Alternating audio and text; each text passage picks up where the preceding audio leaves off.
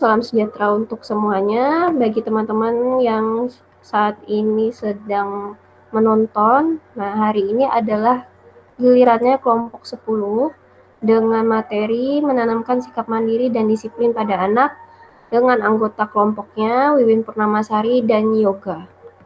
Oke, teman-teman, selamat belajar. Saya persilahkan kepada penyaji pertama, Wiwin, untuk mulai mempresentasikan.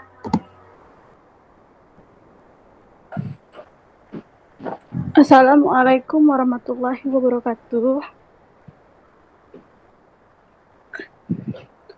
Selamat sore, teman-teman.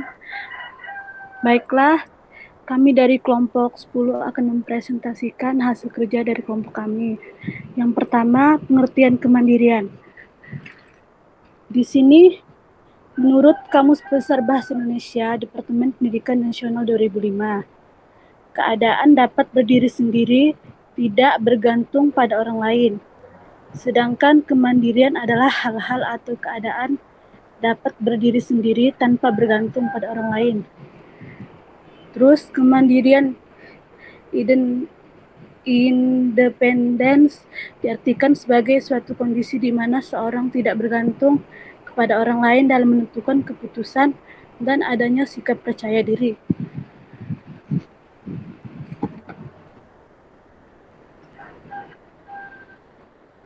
Adapun yang pertama, menurut Erikson dalam Morrison 1989, bahwa ciri-ciri kemandirian itu telah ada sejak usia 3-5 tahun.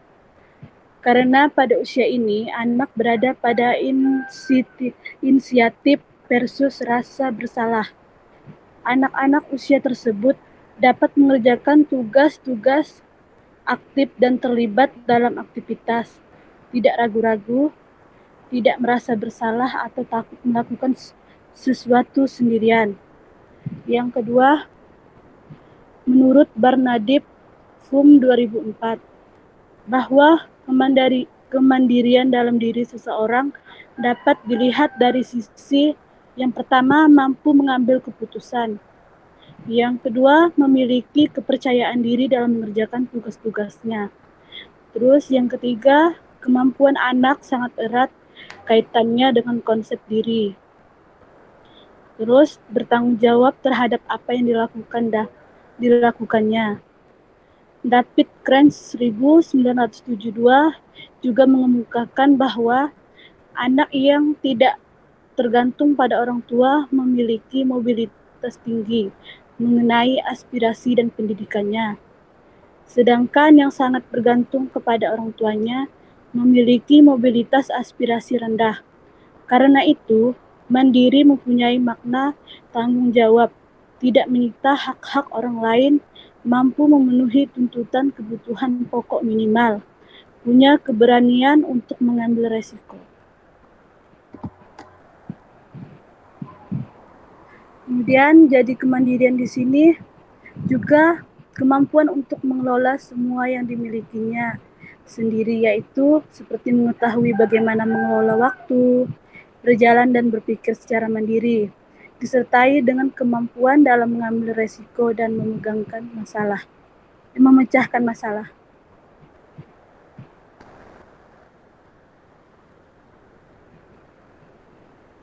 Kedisiplinan. Di sini, kedisiplinan merupakan suatu sikap atau perilaku yang pasti diharapkan oleh setiap pendidik agar kegiatan pembelajaran yang dilakukan baik di dalam kelas maupun di luar kelas dapat berjalan sesuai dengan yang diharapkan. Jika kita berbicara tentang disiplin, maka pastilah kita memandang pada suatu peraturan, organisasi, kerjasama, mematuhi prosedur, dan lain-lain.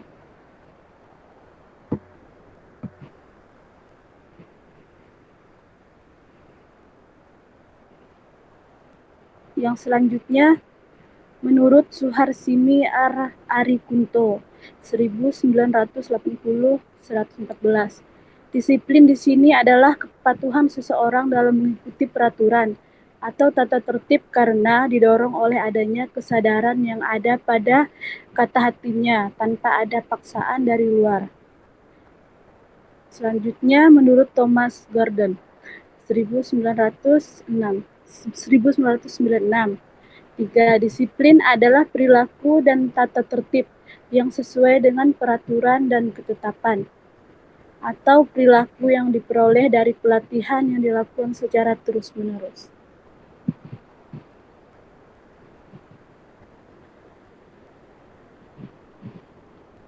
Baiklah, untuk yang selanjutnya saya serahkan kepada Saudari Yoga untuk menjelaskan macam-macam disiplin.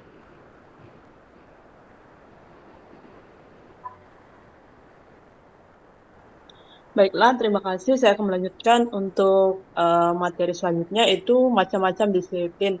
Disiplin terbagi menjadi dua, yaitu ada disiplin negatif dan juga disiplin positif.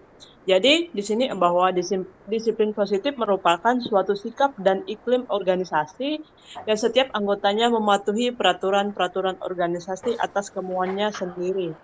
Mereka patuh pada tata tertib karena mereka memahami, yakni dan juga mendukungnya. Selain itu, mereka juga berbuat begitu karena mereka benar-benar bukan karena takut akan akibat ketidakpatuhannya. Kemudian ada disiplin negatif. Disiplin negatif adalah suatu keadaan disiplin yang menggunakan hukuman atau ancaman dengan membuat 13, misal ada 13 orang itu harus mematuhi perintah dan mengikuti peraturan hukuman. Disiplin negatif ini cenderung kepada konsepsi pendidikan lama, yaitu sumber disiplin adalah otoritas dan kekuasaan guru. Jadi gurulah yang menentukan dan menilai kelakuan siswa, dan juga gurulah yang menentukan peraturan tentang apa yang boleh dibuat atau apa yang boleh dilakukan dan apa yang tidak boleh dilakukan siswa, dengan tidak ada pilihan lain selain tunduk kepada kemauan guru.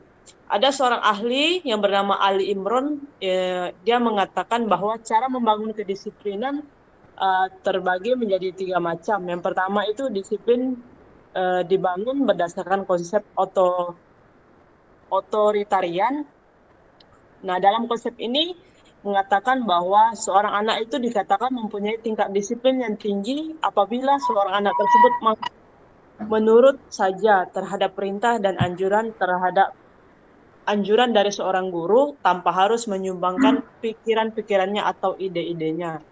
Yang kedua adalah disiplin yang dibangun berdasarkan konsep permisif, yaitu konsep ini mengatakan bahwa pertentangan atau antitesa dari konsep otoritarian, ya, akan tetapi kedua konsep dari konsep otoritarian tadi dengan konsep permisif ini sama-sama berada pada posisi yang ekstrim. Menurut konsep ini, anak itu harus diberikan kebebasan seluas-luasnya di dalam kelas maupun sekolah.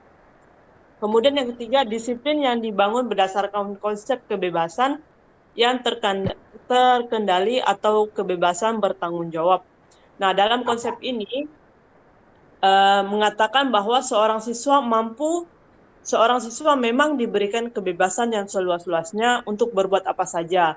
Akan tetapi seorang anak ataupun seorang siswa yang bersangkutan tidak boleh menyalahgunakan kebebasan yang diberikan, karena di dunia ini kebebasan itu mutlak. Sebab dalam melaksanakan kebebasan tersebut ada batas-batas yang harus diikuti. Yang bagian selanjutnya itu cara menanamkan sikap kemandirian dan juga sikap kedisiplinan pada anak. Yang pertama, kita menanamkan sikap mandiri pada anak. Bagaimana sih kita sikap mandiri pada anak? Yang pertama adalah dengan membiarkan anak melakukan pekerjaan mereka sendiri, walaupun hasilnya kurang sempurna. Misalnya, dalam mengerjakan PR-nya, kita harus memberikan kesempatan kepada anak untuk mengisi PR-nya itu sendiri, meskipun hasilnya tidak harus 100 ataupun apa, yang penting anak sudah bisa melakukan pekerjaan secara sendiri. Yang kedua, memberikan tanggung jawab kepada anak. Yang ketiga, memberikan pujian atas apa yang anak lakukan. Jadi setiap apapun yang anak lakukan, kita memberikan pujian, memberikan sebuah, bisa dalam bentuk hadiah, dalam bentuk kata-kata yang kita berikan kepada anak. Yang keempat, jangan cepat membantu kesulitan pada anak. Kalau melakukan sebuah tugas ataupun sesuatu, kita jangan terlalu cepat membantu anak, tetapi berikan kesempatan anak untuk melakukannya secara tersendiri dahulu. Kemudian yang kelima, disiplin dalam menerapkan pembelajaran. Yang keenam, memberikan motivasi agar anak mandiri. Jadi kita memberikan kata-kata semangat kepada anak, memberikan sebuah harapan ataupun motivasi agar anak itu bisa melakukannya secara sendiri. Kemudian yang ke-7 adalah mengajak anak berdiskusi. Jadi kita harus bisa mengajak anak untuk bertukar pikiran, bercerita tentang apa yang dilakukannya, kita bertanya bagaimana pendapatnya. Kemudian mengajari anak tentang kepedulian sosial. Jadi di sini kita juga mengajarkan kepada anak bagaimana menanamkan sikap peduli anak terhadap di lingkungannya, misal kesulitan ataupun teman orang-orang yang ada di lingkungannya. Kemudian anak untuk merancang masa depan. Jadi kita bertanya pada anak akan jadi apa dia untuk kedepannya, apa yang harus dilakukannya untuk menggapai cita-citanya. Kemudian yang kedua adalah bagaimana cara menanamkan sikap disiplin pada anak. Jadi yang kita lakukan adalah memberikan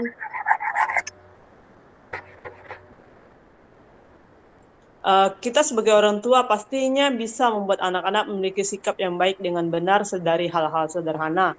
Disiplin itu cara untuk kita bisa mengoreksi atau memperbaiki, dan juga cara kita mengajarkan anak tentang berkelakuan baik tanpa mengurangi kepercayaan dirinya sendiri.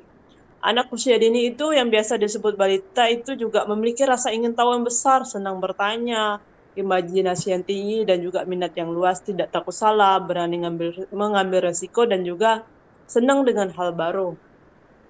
Ada beberapa penerapan sikap disiplin dan juga manfaat yang perlu kita perhatikan untuk menanamkan disiplin pada anak. Yang pertama adalah memberikan rasa aman. Penerapan disiplin ini bisa memberikan rasa aman kepada anak itu secara jelas dan juga terukur. Melalui penerapan disiplin, anak dapat mengerti apa yang harus mereka pelajari dan yang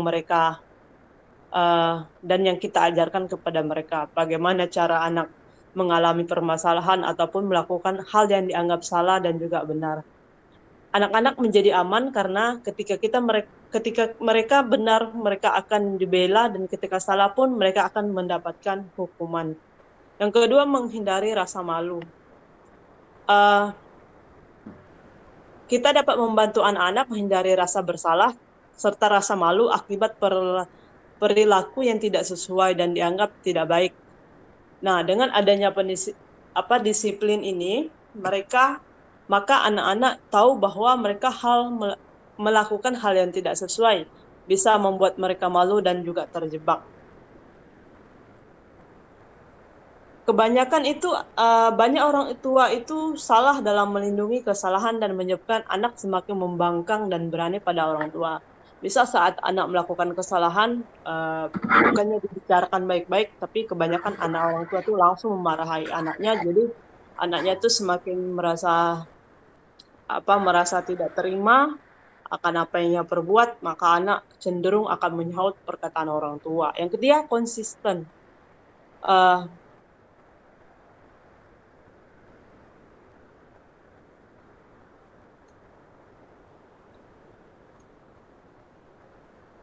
Banyak anak yang tidak konsisten ataupun bermasalah. Selain itu, anak-anak itu seringkali memaksakan orang tuanya untuk mengikuti apa kata mereka. Akhirnya anak-anak merasa bahwa mereka adalah pengendali kehidupan dan tidak belajar bagaimana cara bertanggung jawab. Bagaimana sih menerapkan disiplin secara konsistensi ini?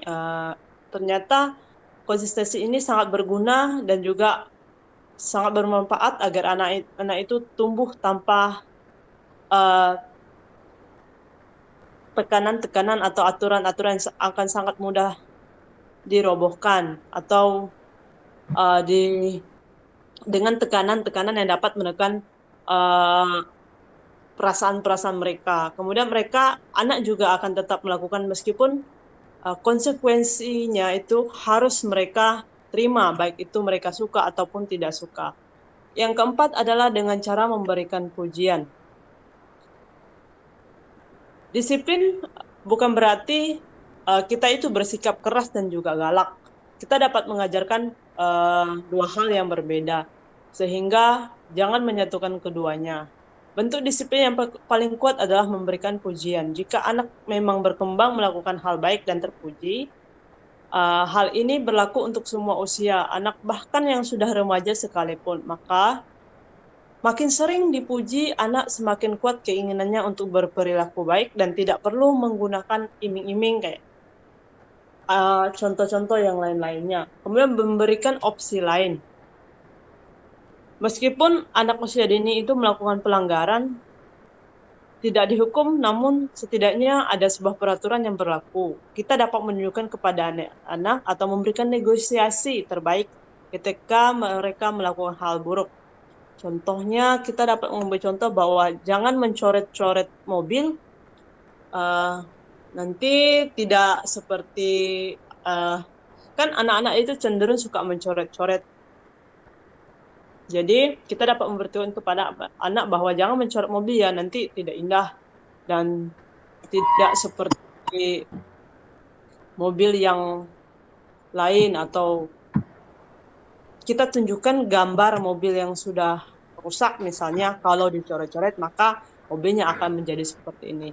Kemudian kita membuat kesepakatan. Jadi disiplin lebih baik tidak terjalin pada satu pihak saja agar anak tidak merasa ketakutan. Maka jika kita menerapkan kedisiplinan atau sikap disiplin pada anak, kita harus melakukan kesepakatan. Misal, ketika hendak tidur, kita menawarkan kepada anak, apakah ia ingin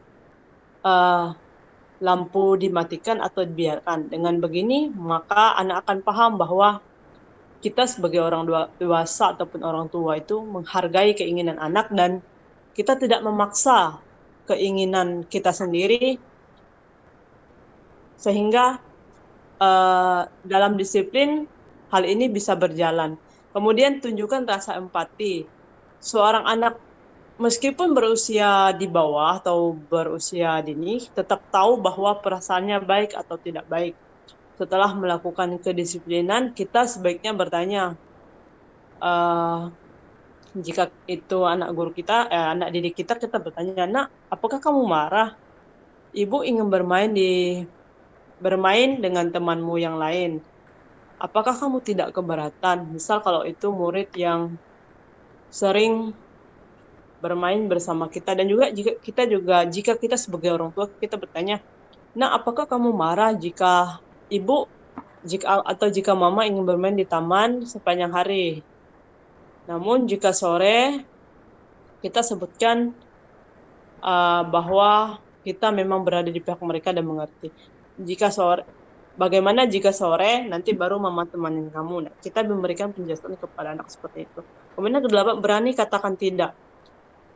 Penerapan disiplin akan gagal jika kita itu tidak berani mengatakan tidak dengan jelas. Misal, anak memang melakukan kesalahan seperti anak-anak kan sering bermain pukul-pukul, terutama anak cowok, main pukul-pukul. Kemudian kita juga sudah mengajarkan kepada anak untuk tidak boleh memukul. Apalagi jika anak kita memang melakukan kesalahan besar, kita juga bisa meminta anak untuk meminta maaf kepada temannya. Walaupun begitu, kita harus membatasi penggunaan kata tidak, karena tidak semua kemauan anak itu harus kita turuti, maka sebaiknya ada yang tidak kita turuti. Kemudian menumbuhkan percaya diri. Saya rasa aman dan juga rasa empati yang mereka miliki ketika disiplin diterapkan secara tidak langsung, kita juga mengajarkan anak untuk menjadi pribadi yang lebih percaya diri. Mengapa perlu kita terapkan? Karena anak itu akan berusaha untuk paham dan juga harus berusaha untuk melakukan karena ia paham mana yang harus ia lakukan dan mana yang harus ia hindari. Jadi anak akan melakukannya dengan rasa percaya diri tanpa harus malu-malu melakukannya. Kemudian meningkatkan motivasi. Teori motivasi dalam psikologi industri sangat luas, di mana disiplin dan juga penerapannya dapat meningkatkan motivasi anak, terutama untuk anak usia dini. Mereka itu membutuhkan stimulasi dulu untuk bisa berperan dan melakukan sesuai peraturan. Untuk anak yang memang ingin melakukan apa yang dirinya sendiri ingin lakukan, bisa dibantu dengan motivasi, terutama untuk bisa mencapai hasil yang diinginkan oleh seorang anak itu tersendiri. Ke-11, mengajarkan keteraturan. Anak bisa itu dianggap sebagai manusia, memang belum bisa belajar sehingga harus diajarkan sejak awal. Penerapan disiplin akan membantu anak itu untuk bisa mengelola waktu dengan baik, sehingga anak akan tahu kapan ia melakukan kegiatan dan menghabiskan waktunya, serta waktu yang dianggap penting dan teratur. Anak bisa memahami yang menjadi prioritasnya dalam kesehariannya. 12, disiplin pasti ada sebab. Semua anak itu tidak akan mengerti kesalahannya jika kita sebagai orang dewasa ataupun orang tua tidak menjelaskan kepadanya. Jika anak usia dini itu dianggap sudah bisa memahami kata-kata, kata-kata kita meskipun sederhana, namun setidaknya kita dapat menjelaskan dengan kata-kata yang lebih dianggap mengerti oleh anak-anak, sehingga penerapan di kedisiplinan ada sebabnya. Tidak mungkin segala hal yang dilakukan secara tiba-tiba tanpa alasan dan juga sebabnya. Kemudian 13, tetaplah lembut. Dampak anak sering dimarahi itu sangat banyak, di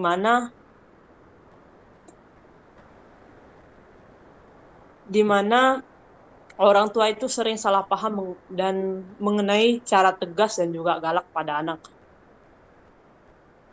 Jika terlalu galak, anak itu tidak akan percaya dan takut untuk melakukan ataupun mengatakan apa yang ingin mereka lakukan. Kita sebagai orang tua harus tetaplah lembut dan berusaha untuk menegaskan aturan dengan bahasa yang baik. Kemudian yang ke-14 adalah bantuan keluarga. Menerapkan disiplin itu tidak dapat dilakukan secara sendiri, maka peran keluarga dalam pendidikan anak juga lebih besar. Kita dapat meminta bantuan kepada keluarga kita, seperti misal kalau anak kita punya saudara atau ada kakaknya ataupun sepupunya, bahkan paman dan bibinya atau kakek neneknya juga dapat menerapkan disiplin kepada anak, sehingga anak itu bisa percaya bahwa disiplin itu benar-benar ada dan harus dilakukan oleh dalam sebuah keluarga. Kemudian tunjukkan hal baik. Anak usia dini kita tahu bahwa mereka itu merupakan peniru yang baik. Jadi dalam menyelaraskan penerapan disiplin, kita juga harus menunjukkan hal baik terhadap mereka. Sekian presentasi dari kelompok kami, kelompok 10. Untuk selanjutnya saya serahkan ke Ibu. Baik, terima kasih kepada Wiwin dan Yoga yang sudah mempresentasikan materinya tentang kemandirian dan kedisiplinan. Nah, ini teman-teman ya, kaitannya dengan bagaimana peranan seorang babysitter di bagian ranah kemandirian dan kedisiplinan. Nah, kita tahu babysitter itu kan diserahkan tanggung jawab untuk membantu orang tua mengasuh anak. Nah, yang tidak diharapkan terjadi adalah dengan kehadiran babysitter, anak tuh malah perkembangan kedisiplinan dan kemandiriannya malah mundur. Nah, kenapa seperti itu? Karena ini harus dibuktikan dulu ya. Jangan sampai seorang anak itu karena ada babysitternya, itu dia melakukan apa-apa itu diserahkan ke babysitternya. Misalnya membereskan mainan sederhana ya, tapi dia sendiri yang main, babysitternya yang bereskan. Nah, itu salah satu contoh kalau peran babysitter itu tidak banyak membantu anak untuk mandiri dan disiplin. Nah, itu sederhananya ya. Karena kalau kita harus jelas-jelas perannya babysitter itu bukan pembantu, tapi menyambung peranannya orang tua, utamanya ketika orang tua tidak berada di sekitar anak kan. Nah, siapa sih orang tua yang pengen anaknya tidak mandiri, tidak disiplin? Nah, untuk kemandirian makanya dari itu tadi teman-teman sudah bagus ya menjelaskan bagaimana perkembangan kemandirian itu munculnya di usia 2-3 tahun itu sudah mulai muncul tanda-tanda anak sudah memiliki inisiatif dan ingin melakukan sesuatu sendiri. Nah, di bawah itu tentu mungkin lebih banyak di asisten sama orang dewasa. Ya kalau 0 sampai 1 tahun itu jelas lah ya, anak masih tergolong bayi, belum bisa berjalan, belum bisa mengenakan baju sendiri, belum bisa mandi sendiri, tentu itu dibantu oleh orang dewasa yang sekitarnya. Itu tentunya salah satunya ya peran babysitter itu sendiri. Kalau memang dilimpahkan ada babysitter di situ. Nah, sudah beranjak dari usia tersebut, nah seterusnya dan selanjutnya harusnya lah memang babysitternya itu sadar bersama orang tua, sudah tahapannya anak sudah bisa mulai belajar mandiri dan disiplin, berarti harus ada kesadaran dan aturan yang sama-sama dilakukan antar orang tua dan babysitter. Yang mana nih kalau mandiri ya sesederhana, misalnya babysitternya juga mendukung anak misalnya untuk toilet training. Nah, awalnya mungkin dia diasuh dari awal gitu ya sama babysitter itu apa-apa diceboki, terus dipakaikan mulai pelan-pelan, misalnya tidak ada orang tua, ada babysitter ya pelan-pelan, berarti diajari juga toilet training oleh babysitternya meskipun orang tua tidak ada di situ. Lalu tadi membereskan makanan ketika dia sudah bisa, membereskan mainan ketika sudah bisa membereskan mainan gitu ya. Lalu misalnya sesederhana memilih baju. Bajunya tentu misalnya sudah diberikan oleh orang tua, disusun. Nah, anak sudah boleh misalnya Dek kamu mau pakai baju yang mana gitu. Yang masuk akal lah misalnya ya, juga dengan misalnya cuaca, kalau lagi panas ya tidak perlu yang tebal-tebal. Begitu juga kalau lagi dingin, kalau anaknya itu disodorin lah pilihan yang sesuai dengan misalnya cuacanya. Nah, menarik tentang mandiri dan disiplin, mungkin kalau kita berkaca dari negara-negara yang di luar ya, misalnya seperti di Jepang, anak-anak itu dari kecil mereka sistemnya memang terbiasa untuk disiplin dan mandiri. Sekolahnya itu biasanya dekat sama rumahnya gitu ya. Jadi ada yang pagi-pagi kalau yang tidak diantar orang tuanya itu mereka ramai-ramai gandengan tangan pergi ke sekolah sendiri. Begitu juga untuk pulang ke rumahnya. Jadi gandengan tangan sendiri. Bahkan kalau usia sampai SD itu ada yang sudah berani pindah-pindah stasiun kereta untuk pergi ke sekolah. Kenapa? Nah, kalau di sini teman-teman menulisnya disiplin memberi rasa aman. Nah, rasa amannya pun rasa aman yang bisa terukur. Jadi, ketika kita mau menciptakan anak yang kita tolong untuk berperilaku disiplin, dari lingkungannya pun kita harus siapkan. Kalau anak itu sudah aman dulu. Misalnya nih, kalau misalnya kita mau mereka itu membuang sampah pada tempatnya, lalu merapikan mainan, berarti akses terhadap tong sampah, terus rak mainan, keranjang, dan lain-lain itu harus mudah digapai oleh anak. Nah, kalau itu sulit digapai oleh anak, misalnya ya terlalu tinggi, tidak sesuai dengan besar tubuhnya si anak, nah tentu itu akan jadi hambatan mobilitasnya si anak. Nah, maka di awal itu dulu yang dipenuhi untuk misalnya tempat-tempat yang mudah diakses, baru yang selanjutnya di sini sudah teman-teman jelaskan, tadi sudah cukup bagus ya, bagaimana anak itu tidak merasa malu, apalagi dia tadi konsepnya anak itu masih merasa ragu-ragu kadang-kadang dengan apa yang dilakukannya. Gitu. Lalu ada keteraturan dan puji anak ketika anak sudah bisa melakukannya. Nah, kalau tidak bisa, bukan berarti juga disalahkan, namanya juga anak usia dini gitu ya. masih belajar. Oleh karena itu harus pelan-pelan dibantu proses belajar itu jadi sesuatu yang menyenangkan, jadi capaian yang anak sadari, bukan hanya karena rasa takut, ya kan? Nah, bukan hanya rasa takut, kalau memang biasa dibilang orang Jepang itu sangat disiplin, mereka itu sampai malu gitu, malu kalau tidak disiplin, sampai sudah pensiun pun, kan orang udah pensiun nih, kerja di pemerintahan, itu kan digaji kan, ada pensiunnya kan, sampai kakek-kakek, nenek-nenek itu, mereka itu tidak ada yang menyuruh sama sekali mereka mengutin sampah di taman.